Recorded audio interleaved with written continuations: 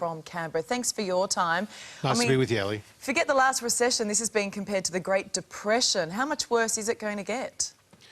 Well, unemployment's expected to rise from 7.5% today to around 10% at the end of the year. That's largely off the back of what we're seeing in Victoria, because our economy is now at two speeds. You've got Victoria and you've got the rest.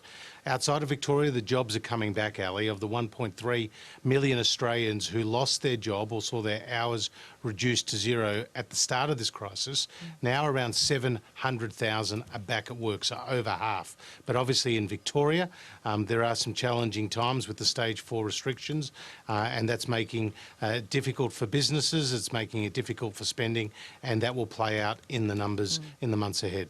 We're hearing another 400,000 out of work by the end of the year, potentially. That's grim. You have been hard on the Victorian Premier, demanding he release his plan out of this.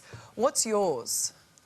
Our plan is to invest in more infrastructure, to bring forward up to $10 billion of projects that are shovel-ready and can get people back to work. Our plan is to get more flexibility in our industrial relations system so that employers and employees can work cooperatively together to strengthen the business. Our plan is to create 340,000 new training places so people can equip themselves for the skills of today and for tomorrow. We want to cut red tape, and already we've made progress on that front in order to make it easier for businesses to do business, to innovate, to grow and to hire. And we're going to use our tax system to create incentives for businesses to invest, because the more that businesses invest, the more that jobs are created. So are you going to fast-track personal tax cuts?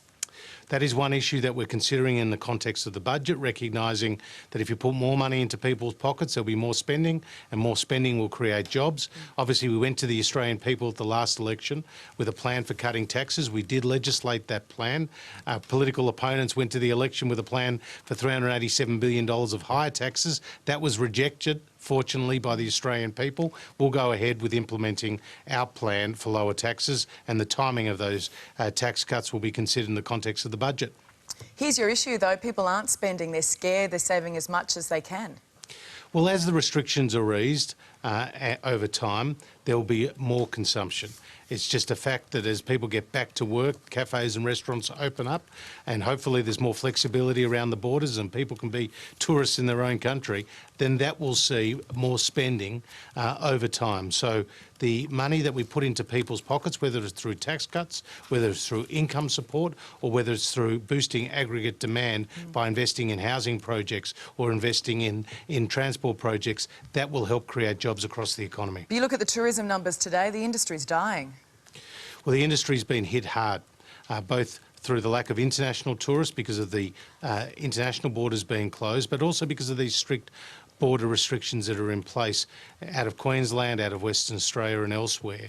And it's important that we have more flexibility around our border arrangements, not just for the economic outcomes, Ali, but also for the health outcomes, because it's just not on that a young woman can lose an unborn child because of confusion at the borders. It's just not on, as we've heard overnight, that a grandmother of 7 who's recovering from brain surgery is unable to quarantine and isolate in her Queensland home, but is forced to do so in a hotel. And at the same time, footy officials can go down to their hotel bar as they so-called quarantine in Queensland. It seems double standards on our borders. Yeah, and it's really upset a lot of people this morning. Just quickly too, the COVID Safe app has picked up only 14 contacts. You spent millions advertising and making it.